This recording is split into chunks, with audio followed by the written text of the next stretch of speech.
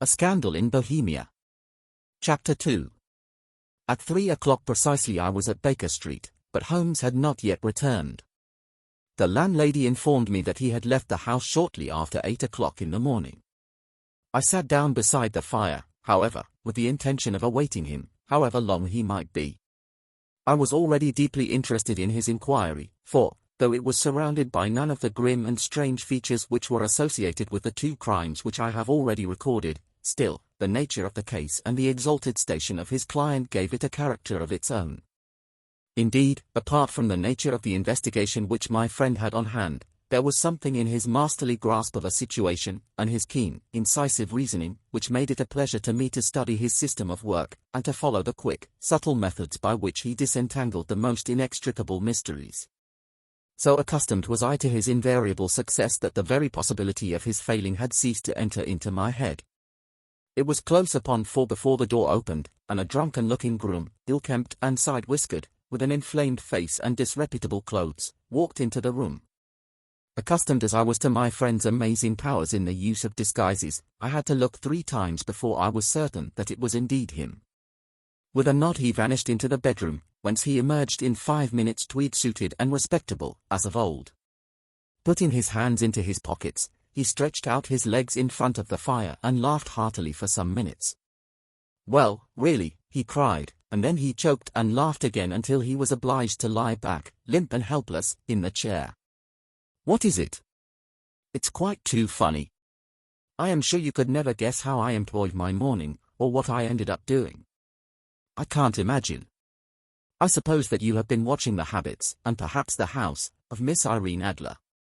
"Quite so, but the sequel was rather unusual. I will tell you, however. I left the house a little after 8 o'clock this morning in the character of a groom out of work. There is a wonderful sympathy and freemasonry among horsey men. Be one of them, and you will know all that there is to know. I soon found Bryony Lodge. It is a bijou villa, with a garden at the back, but built out in front right up to the road, 2 stories. Chubb lock to the door.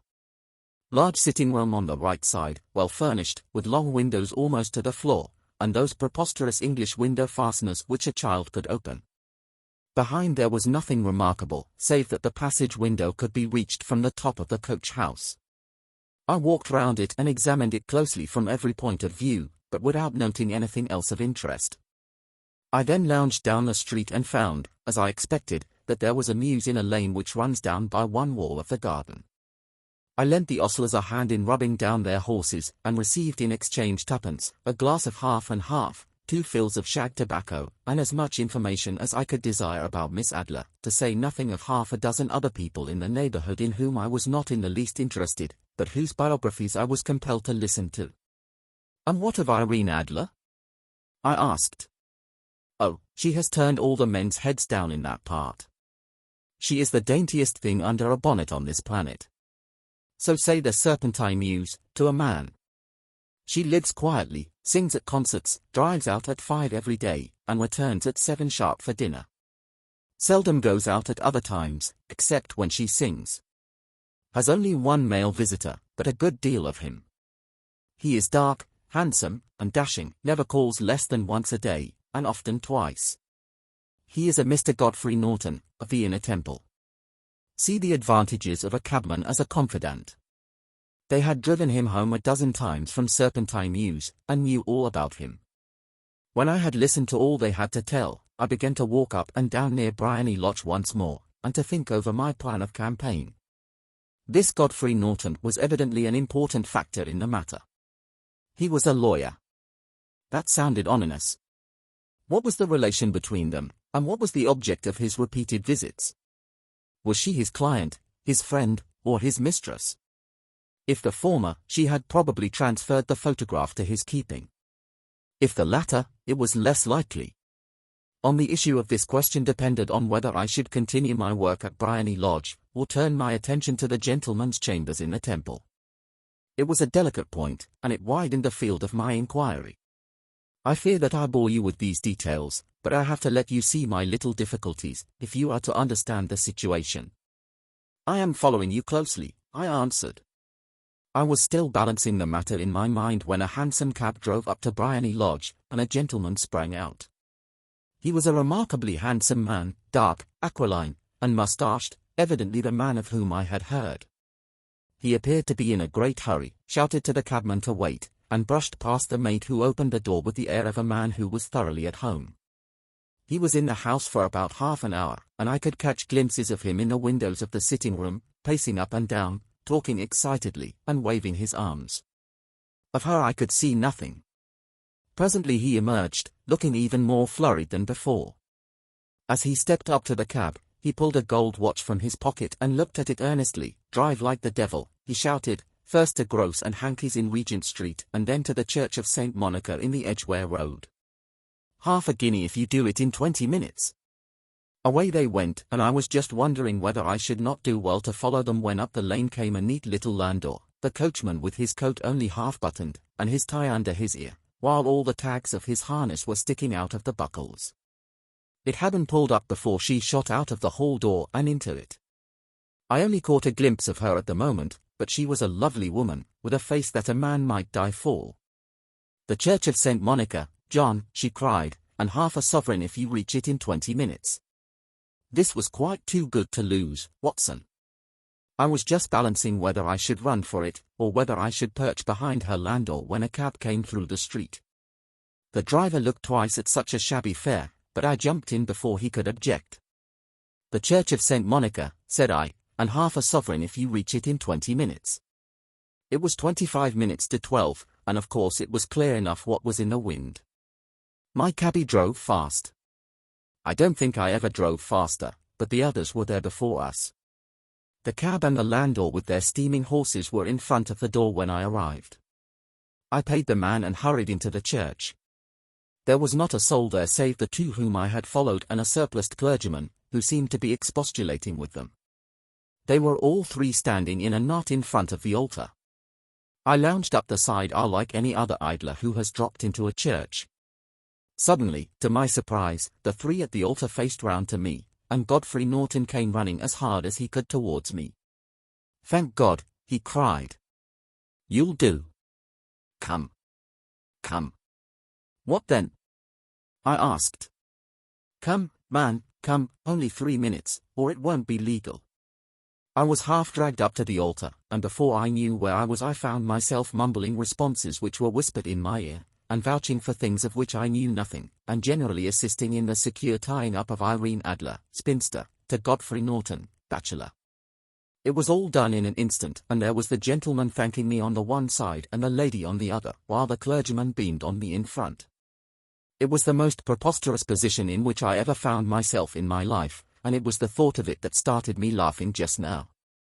It seems that there had been some informality about their license, that the clergyman absolutely refused to marry them without a witness of some sort, and that my lucky appearance saved the bridegroom from having to sally out into the streets in search of a best man. The bride gave me a sovereign, and I mean to wear it on my watch chain in memory of the occasion.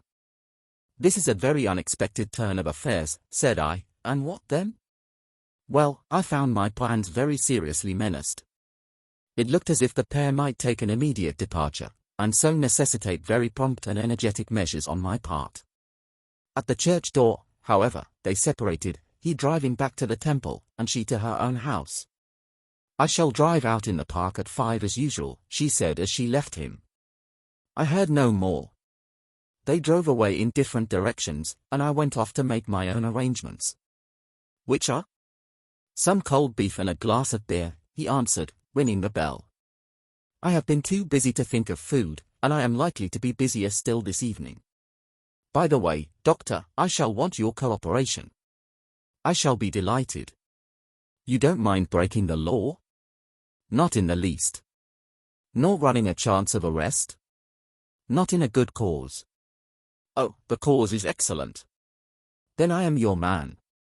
I was sure that I might rely on you. But what is it you wish?" "When Mrs. Turner has brought in the tray I will make it clear to you." "Now," he said as he turned hungrily on the simple fare that our landlady had provided, "I must discuss it while I eat, for I have not much time. It is nearly 5 now. In 2 hours we must be on the scene of action. Miss Irene, or Madam, rather, returns from her drive at 7. We must be at Bryony Lodge to meet her. And what then? You must leave that to me. I have already arranged what is to occur. There is only one point on which I must insist. You must not interfere, come what may. You understand? I am to be neutral? To do nothing whatever. There will probably be some small unpleasantness. Do not join in it. It will end in my being conveyed into the house. 4 or 5 minutes afterwards the sitting room window will open. You are to station yourself close to that open window. Yes? You are to watch me, for I will be visible to you. Yes? And when I raise my hand, so, you will throw into the room what I give you to throw, and will, at the same time, raise the cry of fire. You quite follow me? Entirely. It is nothing very formidable, he said, taking a long cigar-shaped roll from his pocket. It is an ordinary plumber's smoke rocket, fitted with a cap at either end to make it self-lighting. Your task is confined to that. When you raise your cry of fire, it will be taken up by quite a number of people. You may then walk to the end of the street and I will rejoin you in 10 minutes. I hope that I have made myself clear. I am to remain neutral, to get near the window, to watch you, and at the signal to throw in this object, then to raise the cry of fire, and to wait for you at the corner of the street. Precisely. Then you may entirely rely on me. That is excellent. I think, perhaps, it is almost time that I prepare for the new role I have to play. He disappeared into his bedroom and returned in a few minutes in the character of an amiable and simple-minded nonconformist clergyman. His broad black hat, his baggy trousers, his white tie, his sympathetic smile, and general look of peering and benevolent curiosity were such as Mr. John Hare alone could have equalled. It was not merely that Holmes changed his costume. His expression, his manner, his very soul seemed to vary with every fresh part that he assumed. The stage lost a fine actor, even as science lost an acute reasoner, when he became a specialist in crime. It was 6:15 when we left Baker Street, and it still wanted 10 minutes to the hour when we found ourselves in Serpentine Avenue. It was already dusk, and the lamps were just being lighted as we paced up and down in front of Bryony Lodge, waiting for the coming of its occupant. The house was just such as I had pictured it from Sherlock Holmes' succinct description, but the locality appeared to be less private than I expected. On the contrary, for a small street in a quiet neighborhood, it was remarkably animated. There was a group of shabbily dressed men smoking and laughing in a corner, a scissors grinder with his wheel, 2 guardsmen who were flirting with a nurse girl, and several well-dressed young men who were lounging up and down with cigars in their mouths. You see, remarked Holmes, as we paced to and fro in front of the house, this marriage rather simplifies matters. The photograph becomes a double-edged weapon now.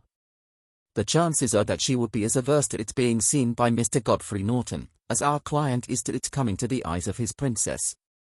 Now the question is, where are we to find the photograph? Where, indeed? It is most unlikely that she carries it about with her.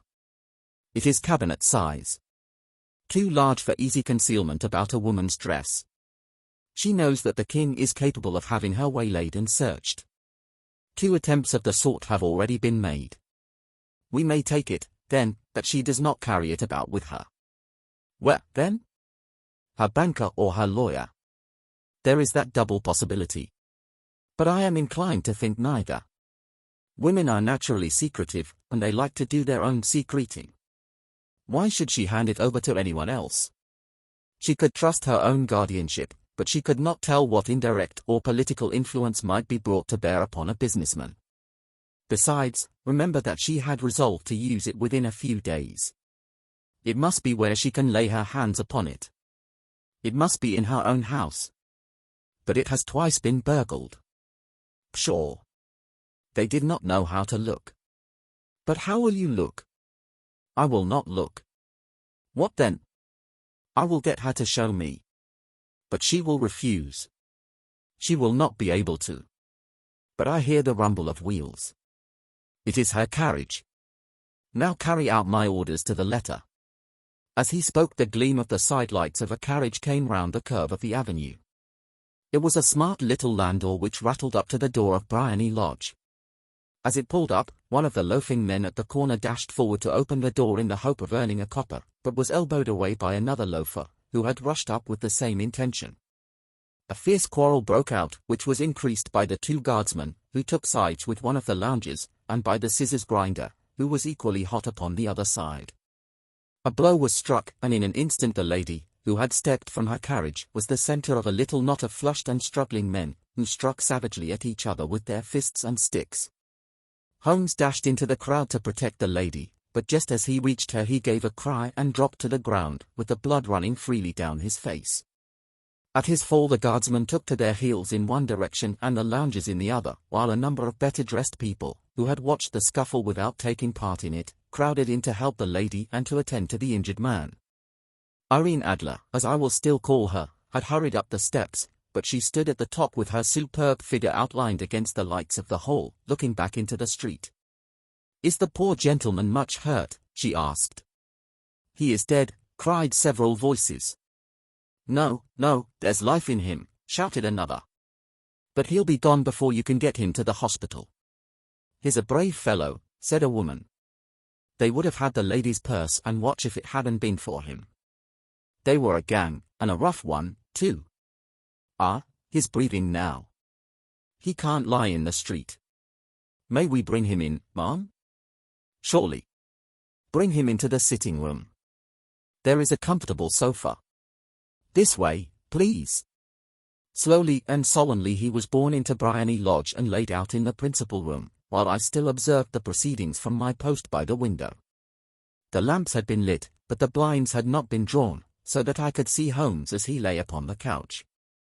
I do not know whether he was seized with compunction at that moment for the part he was playing, but I know that I never felt more heartily ashamed of myself in my life than when I saw the beautiful creature against whom I was conspiring, or the grace and kindliness with which she waited upon the injured man. And yet it would be the blackest treachery to Holmes to draw back now from the part which he had entrusted to me. I hardened my heart, and took the smoke rocket from under my ulster. After all, I thought, we are not injuring her. We are but preventing her from injuring another. Holmes had sat up upon the couch, and I saw him motion like a man who is in need of air. A maid rushed across and threw open the window. At the same instant I saw him raise his hand, and at the signal I tossed my rocket into the room with a cry of "Fire!"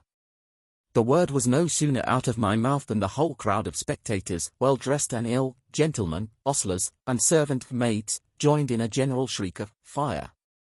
Thick clouds of smoke curled through the room and out at the open window. I caught a glimpse of rushing figures, and a moment later the voice of Holmes from within assuring them that it was a false alarm. Slipping through the shouting crowd I made my way to the corner of the street, and in 10 minutes was rejoiced to find my friend's arm in mine, and to get away from the scene of uproar. He walked swiftly and in silence for some few minutes until we had turned down one of the quiet streets which lead towards the Edgware Road. "You did it very nicely, Doctor," he remarked. "Nothing could have been better. It is all right. You have the photograph?" "I know where it is." "And how did you find out?" "She showed me, as I told you she would."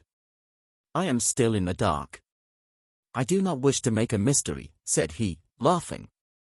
"The matter was perfectly simple.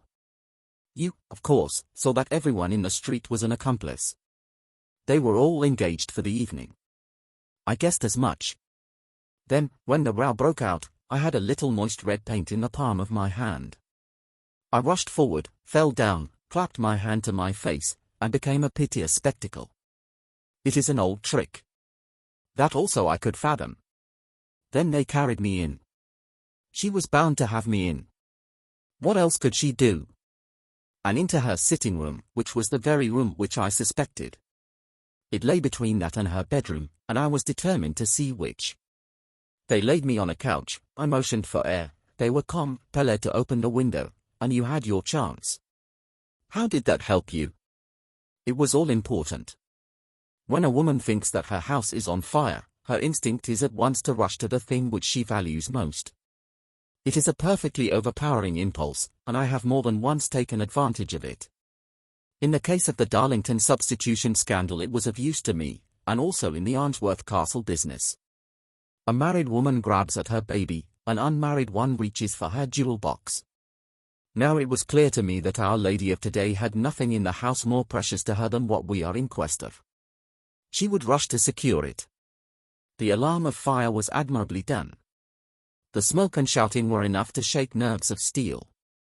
She responded beautifully. The photograph is in a recess behind a sliding panel just above the right bell pull. She was there in an instant, and I caught a glimpse of it as she half drew it out. When I cried out that it was a false alarm, she replaced it, glanced at the rocket, rushed from the room, and I have not seen her since. I rose, and, making my excuses, escaped from the house. I hesitated whether to attempt to secure the photograph at once, but the coachman had come in, and as he was watching me narrowly it seemed safer to wait. A little over-precipitance may ruin all. And now? I asked. Our quest is practically finished. I shall call with the king tomorrow, and with you, if you care to come with us. We will be shown into the sitting room to wait for the lady, but it is probable that when she comes she may find neither us nor the photograph. It might be a satisfaction to His Majesty to regain it with his own hands. And when will you call? At 8 in the morning. She will not be up, so that we shall have a clear field. Besides, we must be prompt, for this marriage may mean a complete change in her life and habits.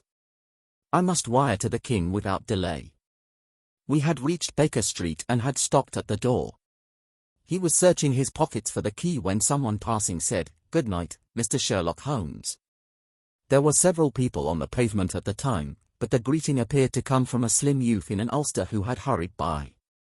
"I've heard that voice before," said Holmes, staring down the dimly lit street. "Now, I wonder who the deuce that could have been." I slept at Baker Street that night, and we were engaged upon our toast and coffee in the morning when the King of Bohemia rushed into the room. "You have really got it," he cried, grasping Sherlock Holmes by either shoulder and looking eagerly into his face. "Not yet. But you have hopes." "I have hopes." "Then, come. I am all impatient to be gone. We must have a cab." "No, my brougham is waiting." "Then that will simplify matters." We descended and started off once more for Briony Lodge. "Irene Adler is married," remarked Holmes. "Married? When?" "Yesterday." "But to whom?" "To an English lawyer named Norton." "But she could not love him." "I am in hopes that she does." "And why in hopes?" "Because it would spare your Majesty all fear of future annoyance. If the lady loves her husband, she does not love your Majesty. If she does not love your Majesty, there is no reason why she should interfere with your Majesty's plan." "It is true. And yet, well, I wish she had been of my own station. What a queen she would have made." He relapsed into a moody silence, which was not broken until we drew up in Serpentine Avenue. The door of Briony Lodge was open, and an elderly woman stood upon the steps. She watched us with a sardonic eye as we stepped from the brougham. "Mr. Sherlock Holmes, I believe," said she. "I am Mr. Holmes," answered my companion, looking at her with a questioning and rather startled gaze. "Indeed. My mistress told me that you were likely to call. She left this morning with her husband by the 5:15 train from Charing Cross for the Continent." "What?" Sherlock Holmes staggered back, white with chagrin and surprise. "Do you mean that she has left England?" "Never to return." "And the papers?" asked the king hoarsely. "All is lost." "We shall see." He pushed past the servant and rushed into the drawing-room, followed by the king and myself. The furniture was scattered about in every direction, with dismantled shelves and open drawers, as if the lady had hurriedly ransacked them before her flight. Holmes rushed at the bell-pull, tore back a small sliding shutter, and, plunging in his hand, pulled out a photograph and a letter. The photograph was of Irene Adler herself in evening dress. The letter was superscribed to Sherlock Holmes, Esquire, to be left till called for. My friend tore it open and we all three read it together. It was dated at midnight of the preceding night and ran in this way. "My dear Mr. Sherlock Holmes, you really did it very well. You took me in completely. Until after the alarm of fire, I had not a suspicion. But then, when I found how I had betrayed myself, I began to think. I had been warned against you months ago. I had been told that if the king employed an agent it would certainly be you. And your address had been given to me. Yet, with all this, you made me reveal what you wanted to know. Even after I became suspicious, I found it hard to think evil of such a dear, kind old clergyman. But, you know, I have been trained as an actress myself. Male costume is nothing new to me. I often take advantage of the freedom which it gives. I sent John, the coachman, to watch you, ran upstairs, got into my walking clothes, as I call them, and came down just as you departed. Well, I followed you to your door, and so made sure that I was really an object of interest to the celebrated Mr. Sherlock Holmes. Then I, rather imprudently, wished you good night, and started for the temple to see my husband. We both thought the best resource was flight when pursued by so formidable an antagonist, so you will find the nest empty when you call tomorrow. As to the photograph, your client may rest in peace. I love and am loved by a better man than he. The king may do what he will without hindrance from one whom he has cruelly wronged. I keep it only to safeguard myself, and to preserve a weapon which will always secure me from any steps which he might take in the future. I leave a photograph which he might care to possess, and I remain, dear Mr. Sherlock Holmes, very truly yours, Irene Norton, N.E.E. Adler. What a woman, oh, what a woman, cried the King of Bohemia, when we had all three read this epistle. Did I not tell you how quick and resolute she was? Would she not have made an admirable queen? Is it not a pity that she was not on my level? From what I have seen of the lady, she seems indeed to be on a very different level to your Majesty, said Holmes coldly. I am sorry that I have not been able to bring your Majesty's business to a more successful conclusion. On the contrary, my dear sir, cried the king, nothing could be more successful. I know that her word is inviolate. The photograph is now as safe as if it were in the fire. I am glad to hear your Majesty say so. I am immensely indebted to you. Pray tell me in what way I can reward you. This ring, he slipped an emerald snake ring from his finger and held it out upon the palm of his hand. Your Majesty has something which I should value even more highly, said Holmes. You have but to name it. This photograph. The king stared at him in amazement. Irene's photograph, he cried. Certainly, if you wish it. I thank your Majesty. Then there is no more to be done in the matter. I have the honor to wish you a very good morning. He bowed, and, turning away without observing the hand which the king had stretched out to him, he set off in my company for his chambers. And that was how a great scandal threatened to affect the kingdom of Bohemia, and how the best plans of Mr. Sherlock Holmes were beaten by a woman's wit. He used to make merry over the cleverness of women, but I have not heard him do it of late.